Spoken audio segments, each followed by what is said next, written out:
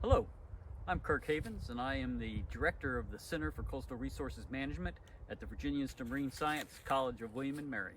Today we're going to talk about the issue of plastic pollution and some of the innovations taking place at the Virginia Institute of Marine Science. We're working with our partners, Dr. Randy Chambers at the William and Mary Keck Environmental Field Lab, Dr. Jason McDevitt at the William and Mary IP Foundation, and colleagues at Virginia Tech, Dr. Abby Whittington and Dr. Becca Cochran. One of them in particular is erosion control netting that is used by highway departments to line ditches to try to keep the sediment in place. Here is a recently constructed roadside ditch.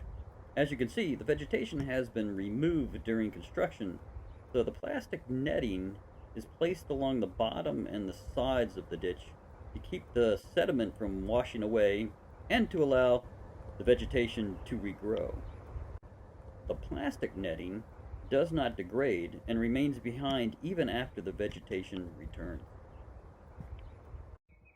And because it can last for so long and it's made out of plastic, it doesn't go away. Lots of animals, lots of wildlife can get entangled in this, and that's a major problem. Snakes are especially susceptible to entrapment, as well as birds and other wildlife. And it doesn't break down in the environment, but it can certainly be cut and fragmented, and particularly by mower blades. And when it's fragmented, it then turns ultimately into microplastics, which is a whole nother environmental issue. Because I'm entangled in it. What we're trying to develop is a biodegradable netting made out of biopolymers that are naturally produced, and they're produced by microorganisms. And so when they get into the environment, microbes recognize it as food and begin to utilize it and break it down. And as it breaks down, as they utilize it, the microbes can pull nitrogen out of the water column and help reduce that pollutant load coming into our creeks, our streams, and our rivers. When in excess, nitrogen can result in algal blooms and fish kills. The other issue is, besides constantly entangling things, is that it can be ingested by ruminant animals such as deer or cows.